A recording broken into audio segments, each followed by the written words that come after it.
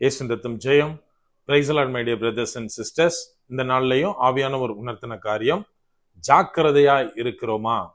ஆவியானவர் உணர்த்தின வசனம் லூக்கா எழுதின சுவிசேஷம் அதிகாரம் 13 வசனம் 24.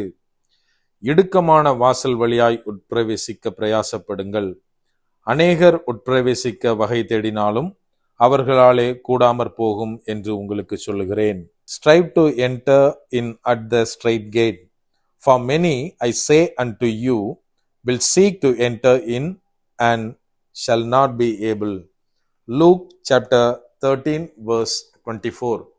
என கண்மானவர்களே, இந்த இடத்துல என்ன எழுதப்பட்டுள்ளது அப்படின்னா, இயேசு கிறிஸ்துட்ட ஒரு மனுஷன் கேட்கிறான், சிலர் தான் ரட்சிக்கப்படுவாங்களா அப்படின்னு ஒரு கொஸ்டின் கேட்கறதுக்கு இந்த இடத்துல ஆன்சர் சொல்றாரு. அதாவது அவர் என்ன சொல்றாரு அப்படின்னா, இடுக்கமான சின்ன வாசல், நெருக்கம் நிறைந்த வாசல் வழியாக நீங்க உள்ள போறதுக்கு முயற்சி பண்ணுங்க. ஏன் அப்படின்னா, நிறைய பேர் ட்ரை பண்ணுவாங்க, ஆனாலும் எல்லாராலையும் உள்ள போக முடியாது அப்படின்னு இந்த இடத்துல நம்ம வாசிக்கிறோம். என கண்மானவர்களே, நாம் இன்றைக்கு இந்த மாதிரியான காரியங்களில் ஜாக்கிரதையா இருக்கிறோமா? நம்ம கொஞ்சம் யோசித்து பார்க்கணும். அதாவது இன்னைக்கு நிறைய பேர் சொல்லக்கூடும், அப்படி சொல்லலைன்னா கூட அவங்க மனசுக்குள்ள நினைப்பாங்க, நான் ரட்சிக்கப்பட்டவன், சபைக்கு செல்லுகிறேன், நான் ஒயிட் ட்ரெஸ் தான் போடுவேன், எப்போ பார்த்தாலும் பைபிள் எடுத்துட்டு அப்படிதான் சுத்துவேன், என்னை பார்த்தாலே பைபிளும் கைமா தான் பார்க்க முடியும், இன்னும் அநேக இடத்துல சுவிசேஷ பணி செய்யறேன், இதெல்லாம் செய்கிறதுனால தேவனோடு கூட நான் எடுத்துக்கொள்ளப்படுவேன், தேவனுடைய நித்தியத்திற்குள் நான் பிரவேசிப்பேன் அப்படின்னு நம்ம நினைப்போம். ஆனால் நம்ம என்ன சொல்லுவோம் தெரியுமா?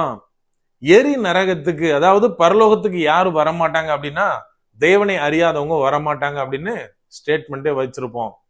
என கண்மானவர்களே, இந்த வசனம் யாருக்காக எழுதப்பட்டுள்ளது? இயேசு கிறிஸ்து யாரை பார்த்து சொல்றாரு அப்படின்னா, மற்றவர்கள், அதாவது தேவனை அறியாதவர்களுக்கு கிடையாது, மாறாக தேவனுடைய பிள்ளைகளுக்கே இந்த வசனம் எழுதப்பட்டுள்ளது. அதாவது இங்க சொல்றாரு, ட்ரை பண்றீங்க, நீங்க பிரவேசிக்க பிரயாசப்படுங்க, அதற்காக நிறைய பேர் ட்ரை பண்றீங்க அப்படின்னா அது என்ன மாதிரியான ட்ரை அப்படின்னா, இன்னைக்கு நம்ம நினைக்கிறோமே, நான் சர்ச்சுக்கு ரெகுலரா போறேன், எல்லாரையும் நான் கனம் பண்றேன், இன்னும் அநேக காரியங்கள் தேவனுக்காய் நான் செய்கிறேன் அப்படின்னு.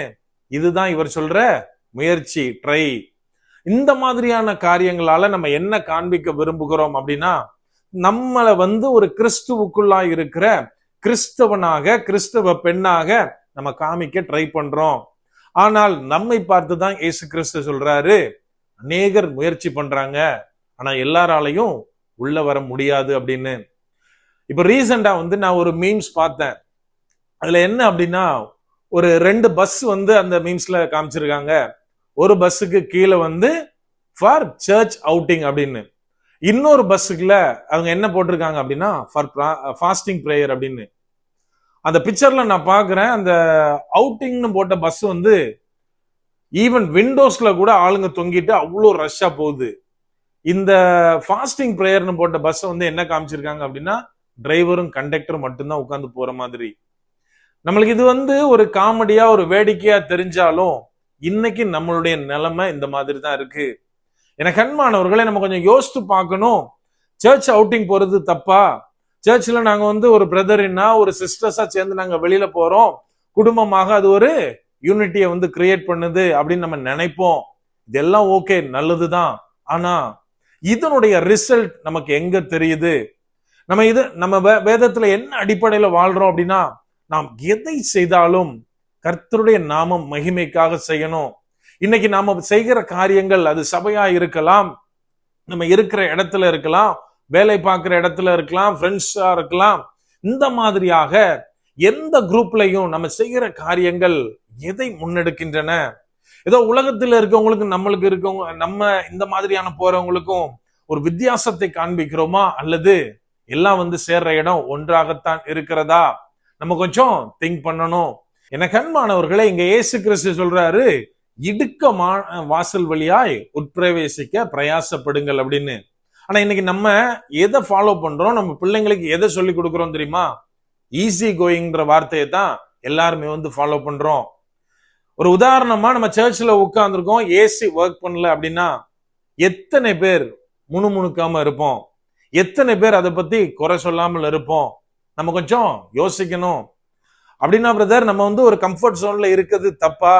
கம்ஃபர்ட்டா தேவனை ஆராதிக்கிறது தப்பான்னா கிடையாது. ஆனால் என்னுடைய கொஸ்டின் என்ன அப்படின்னா, தேவனுக்காய், தேவனுடைய ராஜ்யத்தை கட்டுகிறதற்காய் நம்ம எத்தனை பேர் கம்ஃபர்ட் ஜோனை விட்டு வெளியில வர முடியும்?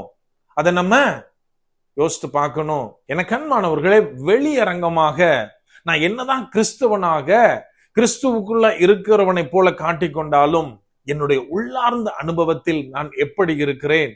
இயேசுவுக்காக ஓடுகிறேன், இயேசுவுக்காக நான் பிரசங்கம் பண்றேன். இதை காட்டிலும் இயேசுவுக்காய் இயேசுவை போல குணநலன்களோட நான் வாழ்றேனா?